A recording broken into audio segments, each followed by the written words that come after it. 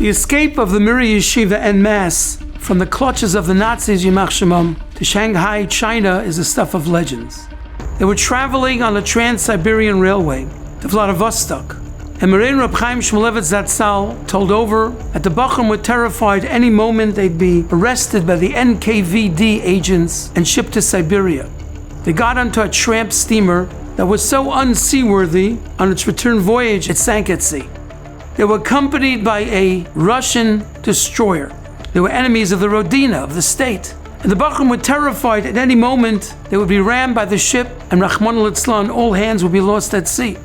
When they reached international boundary waters, the destroyer turned back to Russia. And the Bachrim burst out in euphoric dancing.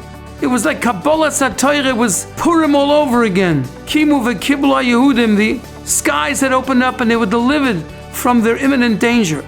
Reb Chaim Shmulevitz said he knew he could never recreate that euphoric moment, but he internalized it. He quoted the Gemara in Masechta Sanhedrin that talks about Palti ben Laish, who was given Michal bas Shaul as a wife. Shaul had nullified the marriage to David HaMelech. But the first night he took a sword and he drove it between the two beds, and he said whoever crosses over the sword, Yitkar, will be run through. Now the question is a magic sword? It's a scimitar that'll come after him? So Reb Chaim, he was marking time.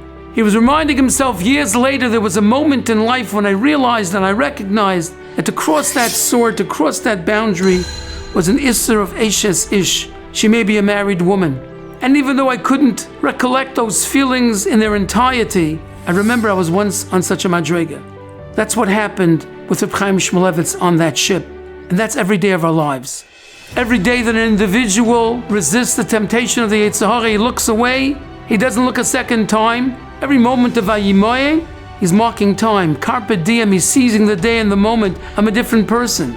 And it could very well be that temptation will arise again, but he has to focus on the fact that he won, that he controlled. That's the whole yesod of Yiddishkeit. To mark our moments, our triumphs, our success stories, and internalize them to reflect on them for years to come.